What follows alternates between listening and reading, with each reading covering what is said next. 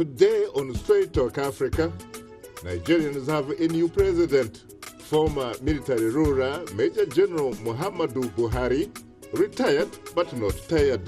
We'll talk about the challenges and opportunities that lie ahead for Africa's most populous nation. That's coming up next right here on Straight Talk Africa.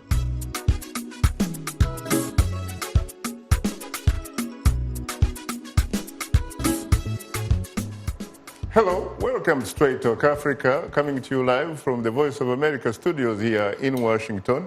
It's Wednesday, April 1st. I am Shaka Ssali. And hello, Shaka, and hello to all our viewers and listeners on the continent and elsewhere. I'm Mariama Diallo, your social media reporter. Today, it's the third and final in a series of programs as part of Voice of America's Nigeria Decides 2015 for Africa's largest economy and most populous nation. Well, what a historic week for Africa in general and Nigeria in particular. Well, coming up later in our SDA inbox, we'll share your emails, Facebook, and Twitter comments on Nigeria's presidential elections. Hope you'll stay with us. But first, Nigeria woke up to a new president-elect today, Major General Muhammadu Buhari. But most people agree that democracy is the real winner here, as the country embarks on its first peaceful democratic handover of power since the end of military rule in 1999. My colleague Anne Rook has more from Abuja. Celebrations erupted before final results were even announced. It was game over for the People's Democratic Party, which has monopolized Nigerian politics for 16 years.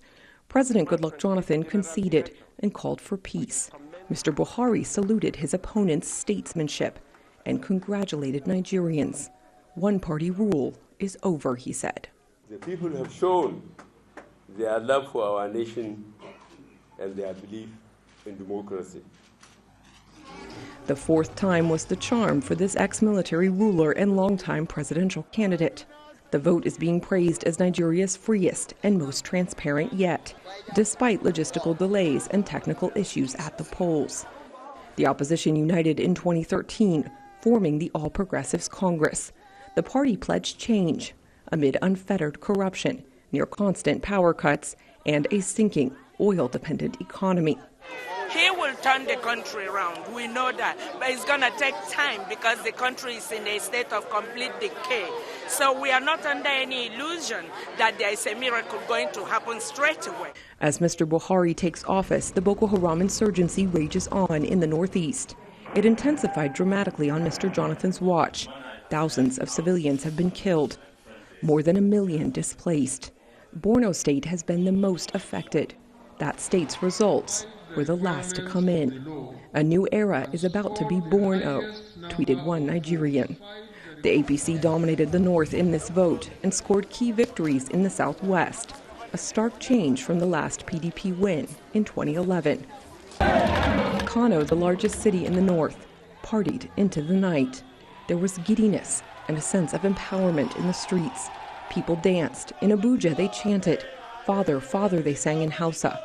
But they also said they want results, and they will let Mr. Buhari know how he's doing in 4 years at the next election. Ann Look, VOA News, Abuja. Thanks, Anne, for that report. Still in Abuja, we bring you another angle of reaction from my colleague Peter Kilote, who is on assignment in Nigeria covering the historic election. He joins us live from the capital, Abuja. Good evening, Peter.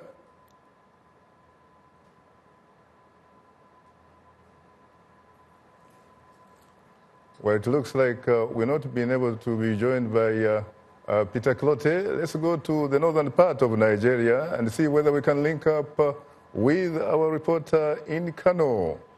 Good evening, Chris. Good evening, Shaka. I am terrific. How are you today? I'm good. How are you? Very briefly, tell us, what is the mood like from your vantage point in Kano? Well, when people jubilating more specifically last night, you had people, speeding cars down the road, riding really fast in motorcycles and dragging metal objects behind them, so they shot sparks everywhere. People lining the road to basically watch an impromptu parade that was happening. Kano's a stronghold of the APC, delivered 1.9 million votes to General Buhari and was pretty pivotal in allowing him to win the election. So people are pretty happy there. It was pretty chaotic. A number of people were actually killed during these celebrations by getting run over by cars because people are driving so recklessly. But it's, people are very, very happy up there. Well, Chris, I have to say, frankly, that it is very, very difficult, in fact, to understand exactly what you are saying. But let me hope that the line will do a little bit of improvement. What about people who apparently are around the city shouting, "Sai Buhari, Sai Buhari"? What exactly does that mean, translated in English? Well, for what I know, it sort of means, only Buhari. But the English translation from Hausa, the main message in the north, is a bit difficult. But it's basically a sign of encouragement of Buhari and kind of a way to show you support him and support his campaign. What about the expectations? Winning, of course, is one thing, but obviously they must have voted because they hope that their man can deliver something.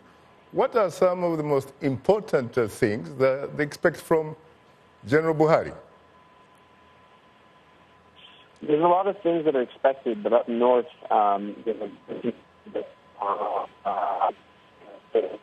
ravaged the Northeast and in a very personal way in the Northeast, but also carried out bombing and shooting attacks in northern cities like Kano, including one that killed hundreds of people at a mosque, at the main mosque in the city center in November.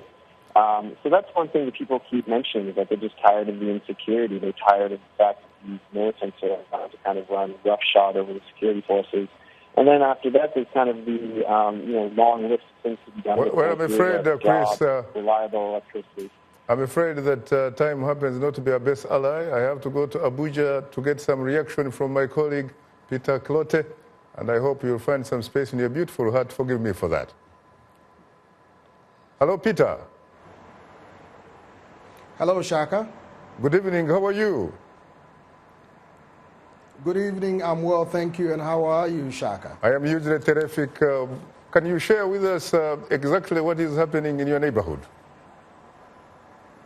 Well, this afternoon, when General Buhari, the president-elect, went to the International Conference Center to take his certificate that officially makes him the winner of the presidential election of the March 28th presidential election, tons and tons of his supporters were there holding their brooms, which is their emblem of the All Progressive Party, now the anticipated ruling party. They were joyous. They were shouting, "Say Buhari." There is nobody else than Buhari. And it was a joyous occasion at the International Conference Center where the INEC chairman, Professor Tahiru Jiga, gave or presented the certificate to General Buhari this afternoon. Talking about the broom, the symbol of the broom, do people sincerely believe that General Buhari is going to go ahead and use that broom perhaps to sweep corruption out of the Nigerian psyche? Well, Shaka, that is the anticipation of a lot of Nigerians who voted for General Buhari in the streets and as well as at the International Conference Center, when General Buhari said that corruption will be a thing of the past because his determination is to stamp or root out corruption, an endemic corruption in Nigeria. The place went up in applause. The applause reverberated around the center and across the country because there is perception of corruption in the country. They said they wanted General Buhari to be there because he had fought corruption when he was the military head of state. So they expected less, and that they reposed confidence in him to use that broom that he stood on to be elected as the president to sweep out any corruption from all government places. This is the message from General Buhari and his supporters. Peter, based on the people that you have been able to interact with, do you get the sense that people indeed voted for General Buhari, or were they in fact voting against incumbent President Goodluck Jonathan Ebele? Well, Shaka, you could say it's both. Now, the PDP were sharply divided. The PDP was in crisis because officials that I spoke with in the PDP admitted that they had a lot of problems which led to the defection en masse of some top officials, including the campaign manager of General Buhari, Rotimi Amechi, who is the Rivers State governor, who had a fallout with President Goodluck Jonathan and defected along with 7 other governors. The PDP, they said, did not get its act together, and the APC took advantage of it, brought a lot of people in their camp, so there was disaffection, and their supporters went for General Buhari, and that was the crux of the matter, Shaka. What about the fact that his political mentor and indeed one of the co-founders of the PDP, General Olusegun Obasanjo, eventually, in fact, did switch sides himself and eventually really quit the party? To what extent did that weigh as a factor? It was indeed a good factor on behalf of General Buhari, because it swayed a lot of people who revere Chief Olusegun Obasanjo, and for him to put his support behind General Buhari, that really did him a lot of good. But let us not forget that the brain behind APC is Asiwaju Bola Tinubu, who General Buhari himself congratulated and thanked for putting the APC together. During his speech this afternoon, General Buhari said that without Asiwaju Bola Tinubu, APC wouldn't have won this election. So he gave great thanks to him for having the foresight and having the progressive attitude and mindset to pull all these opposition parties together to defeat the ruling PDP, which has been in power since 1999. Talking about Tinubu, of course, that is the former governor of Lagos State, and of course, he was able to deliver Lagos, even though it was not by a huge margin, really, as expected, perhaps. Well, thank you very much, Peter, for your insight. Thank you very much. Now we'll pause for a short break, and would like to remind you that Straight Talk Africa is now on the social networking website Twitter, and we are tweeting live. Follow us at VOA Shaka, that's VOA Shaka, and join in on today's discussion with your questions and comments. Don't forget to use the hashtag. And we are still on Facebook. Just enter the keywords Straight Talk Africa. Become a fan and connect with other friends of the Voice of America. We'll be right back with you, so please don't go away.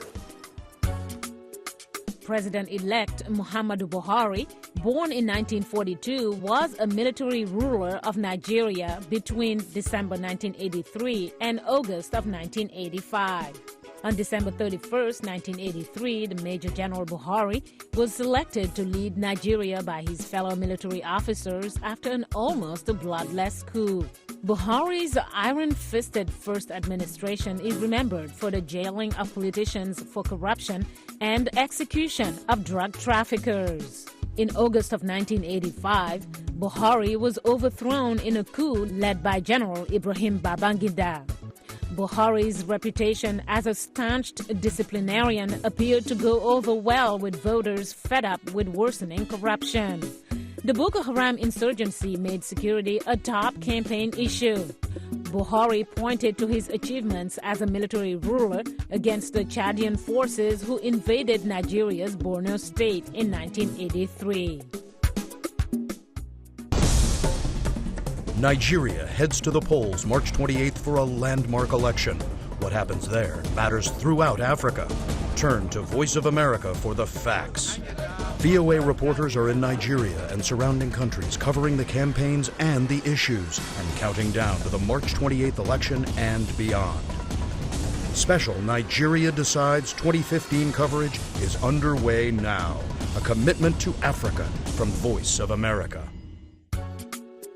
This is Straight Talk Africa on the Voice of America. What is your opinion about today's topic?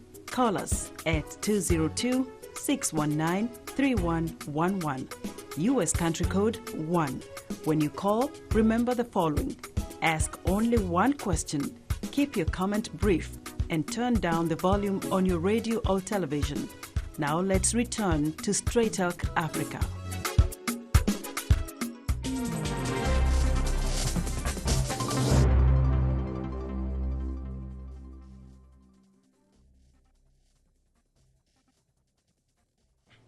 That Muhammadu Buhari of APC, having satisfied the requirements of the law and scored the highest number of votes, is hereby declared the winner and is returned elected. You voted for change, and now change has come. I have conveyed my personal best wishes to General Muhammadu Buhari. May God Almighty continue to bless the Federal Republic of Nigeria. I thank you all. Our country has now joined community of nations that have used the ballot box to peacefully change an incumbent president in a free, fair election. To me, this is indeed historic. Of course, you did hear the INEC chairman, Professor Jega, and later you heard the president-elect, General Buhari, followed by incumbent president, Goodluck Jonathan, and later, of course, the new president. Well, welcome back to Straight Talk Africa, the third and final program dedicated to the historic Nigerian poll. Our distinguished guests are Eki Oyegun Igile, Chief Liaison Officer of the USA Movement for Buhari Osibanjo campaign, former Nigerian legislator Ejike Nwanko, supporter of President Goodluck Jonathan as part of the global campaign team for 2015, and last but not least, Ambassador John Campbell, former U.S. Ambassador to Nigeria. He is currently the Ralph Bunche Senior Fellow for Africa Policy Studies at the Council on Foreign Relations based in New York. Well, ladies and gentlemen, I have to say that I'm profoundly honored and exceedingly humbled to have the opportunity to host the three of you. Thank you for having us here. You're most welcome. Thank you for having me. You're most welcome, my brother. It's a great pleasure to be with you. It's a pleasure, of course, to host you, Mr. Ambassador, especially having had the dubious privilege of missing you when I was last in Abuja in 2003, and in fact had the opportunity to host a town hall in the ECOWAS Secretariat. And guess what? It included, among others, the president-elect, Major General Muhammadu Buhari, and now the late Dim Odumegu Ojukwu. Yes. So it's really a pleasure. Later in the program, we'll give you, the audience, a chance to call and talk with our guests. The number to call is 202-619-3111. The US country code is 1. Let me come to you immediately. Eki, what is your immediate reaction, really? As a supporter of course, APC, and as a Nigerian? An excitement, totally excited. It was the news we all were waiting for. It was the news we worked so hard to get, empowering our family and friends to make calls and go out there and vote. And from what I hear, people actually stood out there 12 to 18 hours. But you can't say, but you really can't say, I mean, frankly, that it was the news that you all were waiting for, because I do not think, frankly, that Ejike was waiting for that. Is that what you were waiting for, Ejike? As a matter of fact, I'll be honest with you, I was expecting the incumbent president, with all the structures that he had laid on ground, to be able to win. I wasn't expecting that General Buhari will win, but respect Nigerian electoral process. The wish of the people will have nothing but to congratulate him, but at the same time, while wishing him well, we're going to see in the next 6 months, because APC is a party of strange bedfellows. Many of them are from PDP. So if there was corruption, they have also invited corruption into APC. So how General Buhari, with his dexterity, his ability to manage government when he was in government, how he can now manage an unwielding group that has problems of greed still around them. How he's going to do that, we're going to see. But I wish him well. And President Jonathan has led the structures of democracy. You'll give us, you'll get some opportunity to say some complimentary things about President Jonathan later in the program.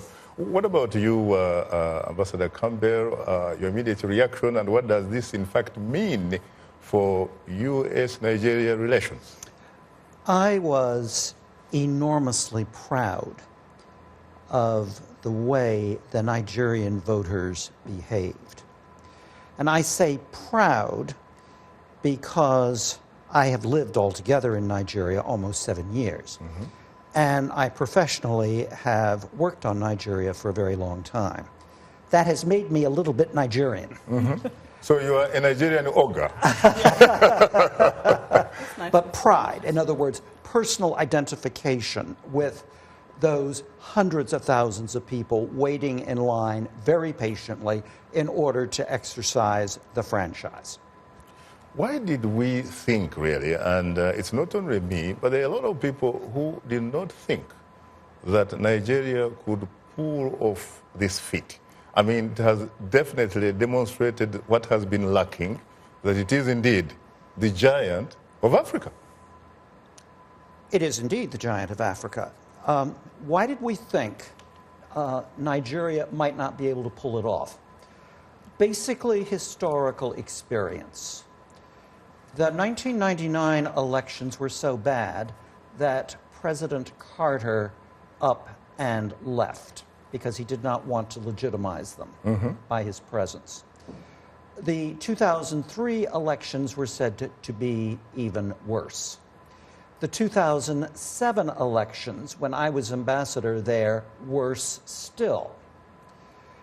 Something of a turnaround, by no means complete, could be seen in 2011, when the actual polling went better than it had in the past. But there were very real questions about the ballot counting, particularly in the collation centers. This time, the balloting went well, and while there were certainly irregularities, as there are always going to be in a country with a population larger than that of the Russian Federation, few question the results. This is a very, very major achievement. Very unprecedented. Well, it's the sort of thing we say about the United States or the United Kingdom or Japan. It's very nice to be able to say it about Nigeria. With the exception, of course, for the United States, about Florida 2000. Right. Well, yes and no. Florida 2000 was worked through as part of a judicial process which all parties accepted. Agreed. Eki, what about 1993? We're talking about Nigeria. June 12, 1993, married billionaire Mashood Abiora is presumed by many, frankly, to be the leader. But guess what? General Ibrahim Badamasi Babangida announced the election. Why did Nigeria have to wait for 22 years to get there? I think it had a lot to do with biases. People just were not ready to deal. It was the North against the South or East or West. But when something gets so bad and you're in dire need of a change, you will embrace change. So Buhari brought that change, and people were tired of the same thing, and they were willing to accept whatever comes with it. Now, It's not going to take 6 months, and I'm sure the Nigerian people know it's going to take some time, but a change has come. And as he said on his report today, it's no longer the ruling party, it's the governing party. Yes. So that's a very, very bold statement, and that says a lot about what's going on right now. What about you, Ejike? Would you agree with those who say perhaps that with this Buhari victory, perhaps it changes the dynamics really between those who govern and those who are governed in Nigeria forever? That this government indeed now reflects at least what Abraham Lincoln said to be a government of the people, by the people, and for the people. Not for some people, by some people, for some people. Well, I will give credit for that excellent job to President Goodluck Jonathan, because if he had been any man that is autocratic, he will meddle with the election. He will make sure that the results are not called. But this, he set up a parameter and a structure and allowed Jiga to go ahead and do an excellent job. And he supported that excellent job by conceding to president, because it never happened, you know. But that's also, Nigeria is moving forward. And as Nigeria is moving forward, we like to call attention of the world to this great movement in Nigeria to realize that the giant of Africa has actually become giant because it's shown honesty, that election can happen, and that people will wait in line under the sun, gruesome sun, to cast their vote. And then the people's choice matters. Nigerians made their choice, and we respect that. And I'm congratulating General Muhammad Buhari on his this election victory. Ambassador Campbell, there's no doubt that President Jonathan deserves credit, especially for making that timely telephone call to his competitor. But what about some who might say, wait a minute, what about the role of social media? That you now cannot do some things, frankly, in hiding. That's right. Social media has played an extremely positive role, along with various civil organizations in Nigeria, to mobilize support for democratic methods and approaches. Social media is also acting as a kind of watchdog, and it's not afraid to point out, how shall we put it diplomatically, irregularities. Yeah, because really, when you think about it, you look at some of the numbers which were being circulated around before the official pronouncements, they were pretty much the same. Yes. Pretty much the same. And when you think about the manner in which Nigerians reacted to that election, those lines, in some cases for 2 days, when you think about the role played by Professor Jega and his group and everybody, hey, it is Nigeria that is the winner at the end of the day. Yes. Nigeria. Well, you're tuned into Straight Talk Africa. We'll have more of a discussion in a moment. But first, here is Mariama Jaro. Take it away, Mariama. Well, thanks, Shaka. Still to come, we'll reveal some of the fantastic and outstanding feedback we've received from our audience through social media. But now, here is our letter of the week. Akampurira Baker from Kampala, Uganda writes, "It's now crystal clear that African countries are incapable of using biometric voting systems after what happened in Kenya and now in Nigeria. Such technical breakdowns and inefficiencies become breeding grounds for vote rigging and manipulation. With these kinds of delays, we cannot be sure that the election in Nigeria was free, fair, and credible."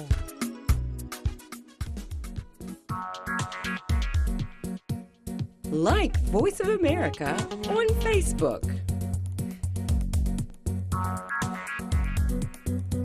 Follow VOA on Twitter.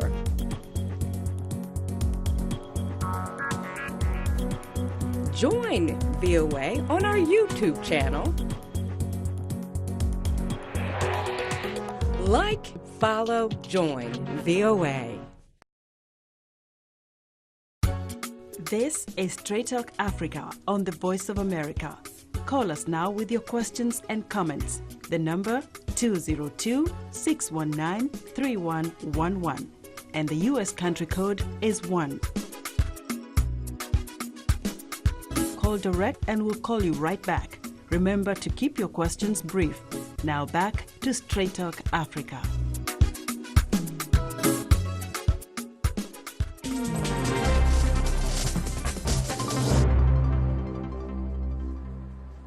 Thank you very much, Esther Gizu, and welcome back to Straight Talk Africa, live from Washington. Once again, it's time to bring in my colleague and social media reporter, Mariama. Take it away again, Mariama. Well, thanks, Shaka. The presidential election had some technical glitches with new computerized biometric voting system, which caused some polls to be kept open an extra day on Sunday. Most election observers say they didn't see any evidence of systemic manipulation of the election process. However, they were concerned that the collation part where the votes were being counted may have been subject to deliberate political interference. Well, this leads us to our question of the week, asking, do you think that Nigeria's presidential elections were free, fair, and credible? Well, thanks everybody for using all our social media platform to communicate to us. Let's begin with a comment from Prosper Williams from Lagos in Nigeria, who writes, yes, the 2015 presidential elections were the most transparent in the history of democracy in Nigeria. For the first time, an incumbent president refused to interrupt the process even when he was losing. I think Nigeria's democracy is growing stronger. Well, another reminder that we are tweeting live today. Use the hashtag VOA Nigeria Decides 2015. And if you haven't yet, please follow us on Twitter at VOA Shaka. And speaking of it, let's go to a tweet from Emeka Ulor, who tweets that on a larger scale, yes, but manipulation began after INEC allowed alternatives to card readers. And we have another tweet from DN Kweke, who writes, either party majority voted for their kinsmen. Few voted for a Nigerian president. Well, Shaka and Guess, your thoughts on these comments. What about this, Eki? So which do I take first? About the card reader. Yeah. If something's not working, you find an alternative solution. So if the card readers were broken, which we heard, they went back to the old way of drop your ballots. And that, of course, has a higher rate of error occurring, but that does not mean the system was totally flawed. They still gave everybody an opportunity to cast their votes.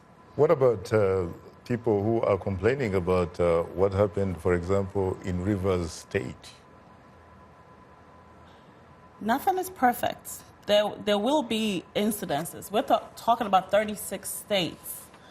There's 1 out of 36 states that had major, I know Edo State also had issues as well, but Rivers was really one of the few with violence where I think some people lost their lives, but that's not bad in the grand scheme of things.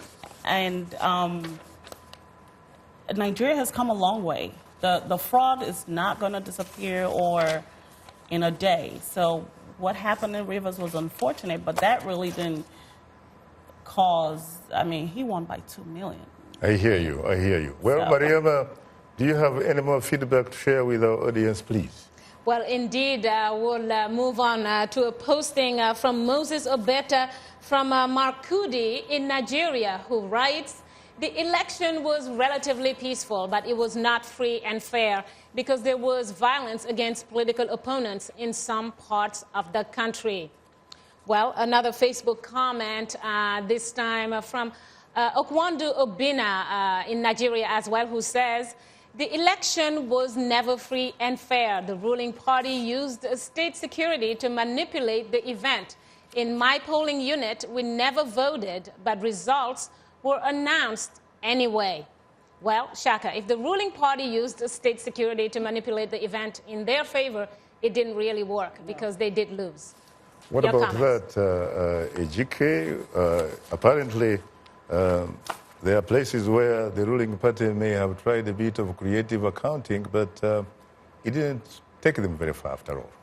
Well, you know, when you look at it critically, you find out actually that in the northern part of Nigeria, there were areas where underage children, I have them in my video, in my system, underage children were used to vote. All these people, these children who were begging food, they were used to vote for APC. But you know, once Nigeria had made up their mind that they're going to change, regime change, the regime change has happened. You know, now we're going to work out. But the election was fair for the president to concede defeat, an incumbent president.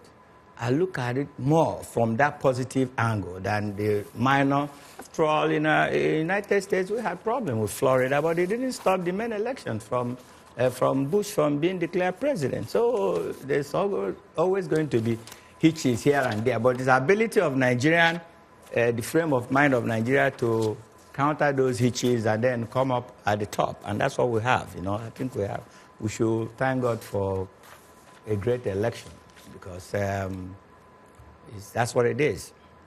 What about the antiques of a one God's-Day Orubebe, a former cabinet minister? Yes. How do you react to that, really? Orubebe, sometimes people, they become loyal, they become over loyal. That is why I'm still routing that for somebody like Jonathan, President Jonathan, intellectual capacity, and then the growth process from deputy governor to vice president has matured him enough to be able to be a gentleman and a statesman. So all these other things, I discount them because I go from the positive side. So that was really a reflection of psychophancy. That's what I said. Thank you so much. Well, thanks, Mariama, for bringing us this week's audience reaction. Well, that will do it for today's social media segment. Just a reminder that we appreciate all the feedback, whether it's in social media form or using other means to communicate to us. Please, please keep them coming.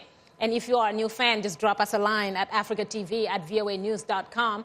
Once again, our email address is africatv@voanews.com. Or post your comment on our Facebook page. Just enter the keywords Straight Talk Africa. Be sure to visit us online at voaafrica.com, or you can join our YouTube channel.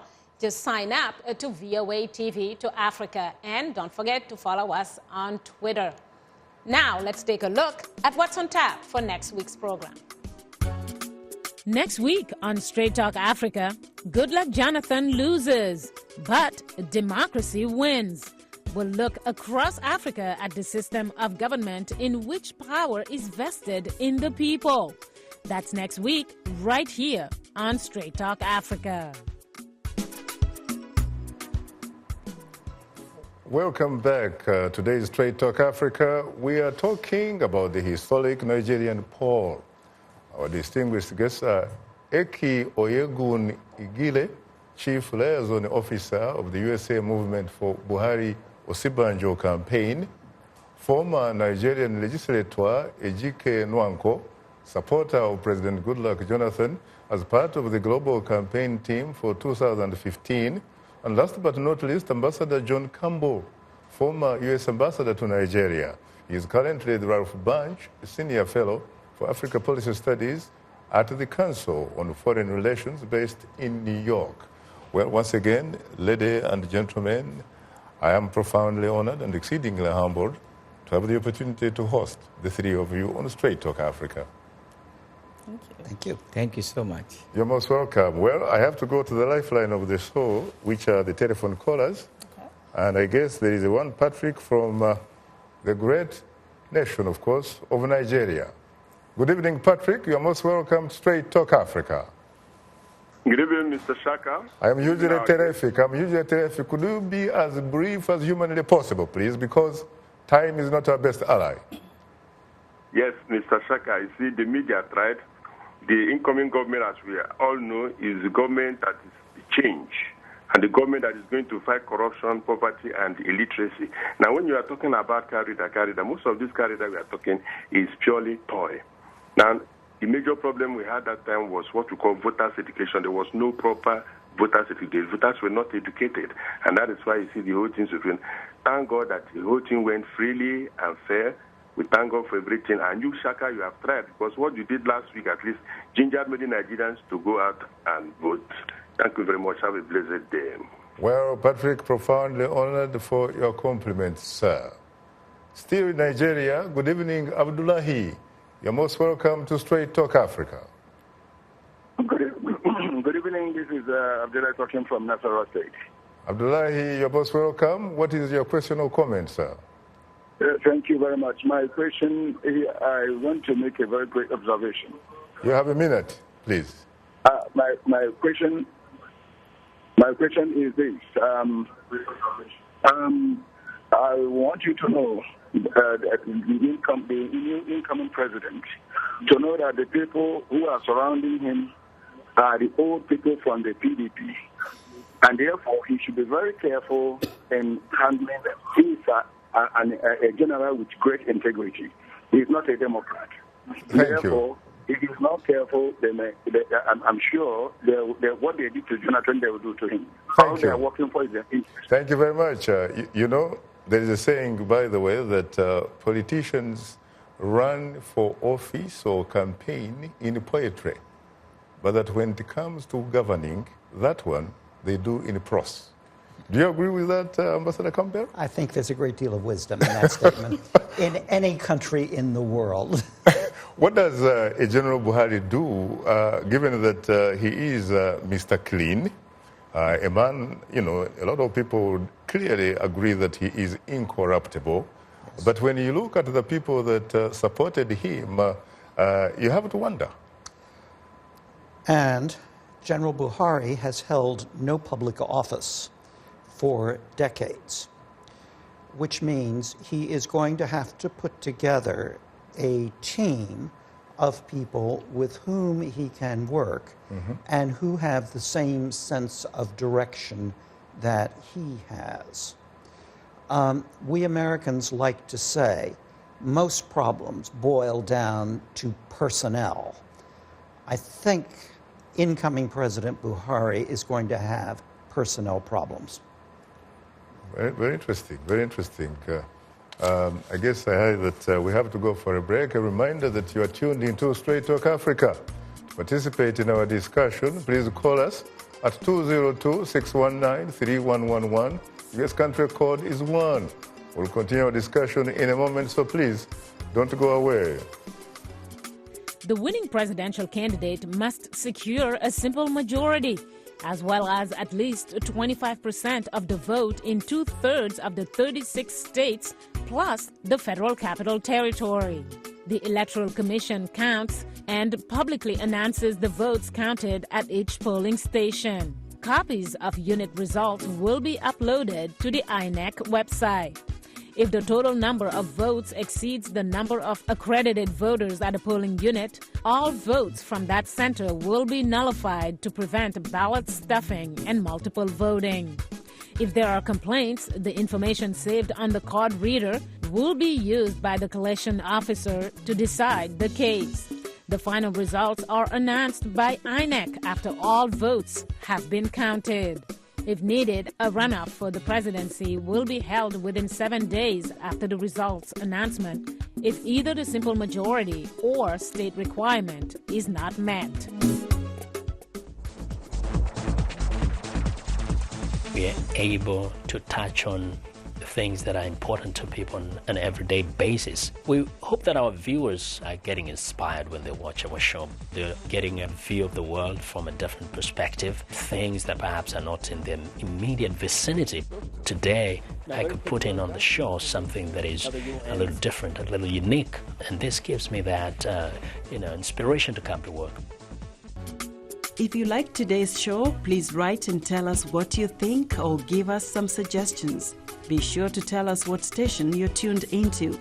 Our address, Straight Talk Africa, Voice of America, 330 Independence Avenue Southwest, Washington, D.C. 20237 USA.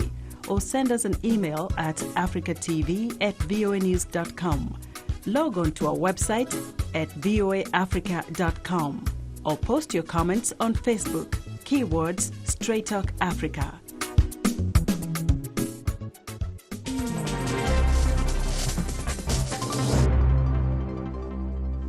Thank you very much, Esther Gidui. And let's go back to Nigeria. Good evening, Michael. You're most welcome to Straight Talk Africa. Good evening, sir. I am usually terrific. I know that there is a saying that perhaps 1 out of every 4 Africans may in fact be a Nigerian, but I'm beginning to develop a bit of jealousness here, really, because the last time I checked, I thought we were broadcasting to Africa, but so far we've been held hostage by Nigeria, and for good reasons. What is your question, Michael? You see, I want to congratulate. I'm afraid... We are the one that election because we were able to conduct ourselves peacefully for this election.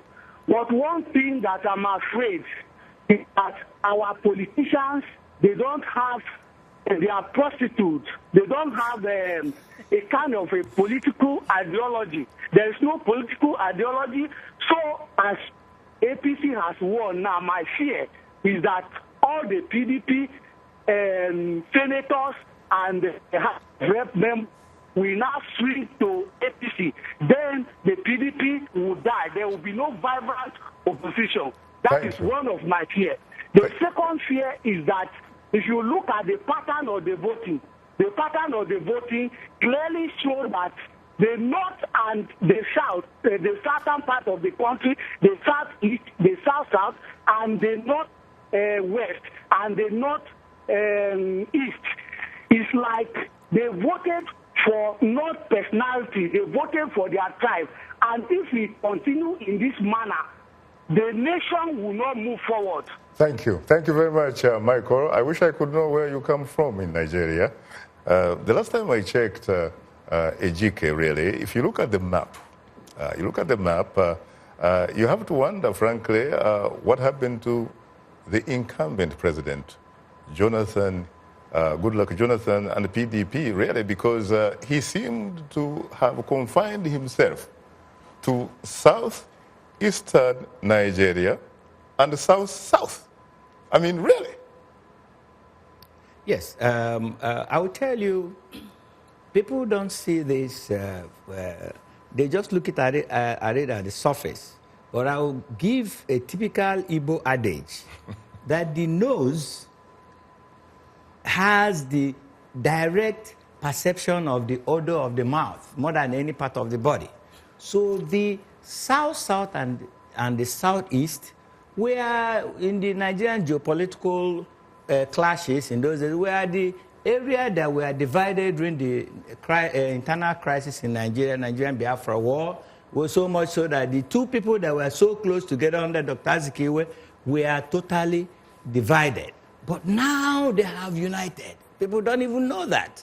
That's what I'm saying. In this political game that people are playing, they look at it at the surface. They have united. And unity there is more important because the worst thing you can ever have in any system is the internal enemy. But now they are united as a bloc. And they voted, the Igbos left their viewpoint of, okay, leadership. We conceded to the minority leadership of Jonathan. And also, secondly, those areas where the place that were totally neglected. They were the oil belt area. They were totally neglected. But don't you agree, frankly, that there is a fundamental paradigm shift in Nigerian politics? Because let's face it, the last time the general ran, he was confined to the north. Yes, let me answer. No inroads. Let me tell you that. It was the military argonauts that refused the General Buhari from being president of Nigeria. They decided this time to unite again. And unite because somehow it's Jonathan versus a general. And they made it that we are still relevant. And they united behind Jonathan. This is still, I'm telling you, because America should look at it. Even this, every Nigerian should look at it. The military who said no to Buhari. I know Buhari when he was a div commander of 5th div in Lagos. But I think you are being very unkind, frankly, to an average Nigerian voter. No. Excuse me. These are not barracks. These people do not live in barracks. The Nigerian voters voted according to their conscience. But there is a father figure that every hand, I mean, people say that the fish that you see that is dried and has the tail bent was bent with a hand. So Nigerian voters have voted, many Nigerians voted for Buhari because they're straightforward, because Buhari is an incorruptible leader. But what about Yoruba land? Sorry? Yoruba land. Yoruba land, they voted. I have the voting Southwest. pattern here. Southwest, I have the voting pattern here. Even in Southeast, they still voted for Buhari, but there's a preponderance on who they prefer. He's a national candidate. It's a national candidate. What about, walk me back to the election of 1999, yes. Which, of course, reincarnated General Olusegun Obasanjo, this time, of course, as a civilian president. Yes. Don't you remember that there was a north-south divide? Well, I was there. He could not even get a vote in Abeokuta, where he comes from. I was there when the general, because actually it was supposed to be a Kweme. I was there in Jos. Right. Kweme was the preferred candidate. Everybody wanted to vote. Overnight, military did their strategy and say Baba. It was overnight. It was a military strategy, and Nigerians should realize that the military strategy, when the game comes to become, there is always analysis and some people that go underground overnight to do their managerial maneuvers. And that's exactly what happened on that General Obasanjo. And then overnight, Obasanjo was elected. The same way now they've changed their mind and decided that Buhari will give you a going welcome. You're 73 years old. We're going to give you a good welcome before you retire. Let's go to Eki. Let's go to the issue of corruption. Yes. Buhari has promised, of course, that he will fight corruption, and of course he has the credentials to boot. Right. Do you sincerely think, given the historic nature of corruption in the Nigerian culture, in the Nigerian scene, and you can see that reflected, for example, in Chinua Achebe's classic, Man of the People, 1966. It is reflected in a failed coup led by another Igbo man, Major Chukwuma Kaduna Nziyogo, 1966. He tried to take over allegedly because there was too much corruption, election rigging, and what have you. Do you really think that the general can deliver on this? I think so. I know he will be able to move Nigeria away from where it is right now. Corruption is something that definitely has to be worked on because they need resources. I mean, it's so bad now. What was the last? The dollar was almost 230 to 1 naira. The economy, of course, is in a shambles. Right, but Oil that's is due no to corruption. Right. Unemployment hits the roof. And if he doesn't fight corruption, then there's I don't know where he's going to get the resources right now to move Nigeria forward. So that's a major factor, and that's why they're going to focus on fighting corruption. And that's why I know something will be done. And that was the fear. If you listened, a lot of the former government, their fear was they're going to be arrested. And in his speech today, he offered his peace with them, that he's not going to go after what happened in the past. So. Ambassador Campbell, what about some Nigerians who have been complaining that the United States really had a horse in this race? That in fact they favored Buhari. Any evidence? I don't think so, no. What the Obama administration was concerned about was process. That the elections be free, fair, and credible. And even more to the point, that Nigerians perceive them as free, fair, and credible. So, no, I don't think the United States had a horse in the horse race. It certainly had a stake in the process.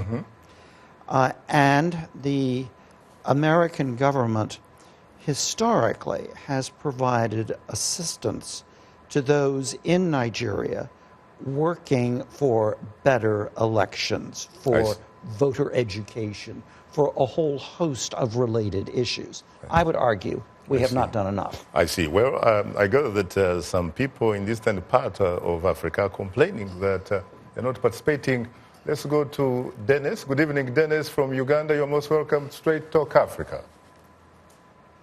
Thank you, Shaka. Good evening. Hello? Yeah. Hello, I can hear you, Shaka. Yes, please. What is your question? Time is not our best ally, please. Time is not our best ally. Go for it. Shaka, I just have a very brief comment, and I would like just to congratulate the people of Nigeria. And I should only like to say just a few things. One, to congratulate more especially the incumbent president, that is Jonathan Goodluck. I think he has demonstrated himself as a gentleman in Africa. You are quite aware that most African incumbents do not lose an election. I would like to congratulate him and congratulate the people here who had the issue to vote for. In Uganda, like in northern part of the country, like Nigeria in northern part of the country, the people of northern Nigeria voted because they felt they were marginalized. But this is a message that should be learned by most Africans, and more especially my country, Uganda. I only would like to congratulate them and put this task to Buhari, that the task ahead of him is like fighting a cancer, which is malignant. Thank you. Thank you very much. Thank you very much. Indeed, Nigeria becomes definitely with this election a true, I think, really example of where Africa should be heading. There's no question about that. Talking about Goodluck Jonathan conceding defeat with grace, he should also thank someone earlier, and that was, I call him the tallest president in the world, Abdou Diouf, one-time president of Senegal back in 2000. He did exactly the same thing. I hope it becomes a trend. What do you think? Well, I just want to add something real quick. We can't. You have 20 seconds. Okay, we can't forget the strategy used also. APC got the United Nations involved. They went to London, they came to the U.S. You still have to give the man credit. Well, definitely. On that note, unfortunately, time happens not to be our best ally. Thanks to our distinguished guests, Eki Oyegun Igile, Chief Liaison Officer of the USA Movement for Buhari Osibanjo Campaign, former Nigerian legislator Ejike Nwanko, supporter of President Goodluck Jonathan, as part of the global campaign team for 2015, and last but not least, Ambassador John Campbell, former U.S. Ambassador to Nigeria. He is currently the Ralph Bunche Senior Fellow for Africa Policy Studies at the Council on Foreign Relations based in New York. Thanks to our affiliate stations, along with our viewers and listeners, we thank you for tuning in. For many of our Voice of America radio affiliates, Learning English is coming up next, and tomorrow morning's Daybreak Africa with James Bate. On behalf of the Voice of America, thanks for tuning into Straight Talk Africa. In the meantime, get better, not bitter, Nigeria and Africa. And please remember to keep the African hopes alive.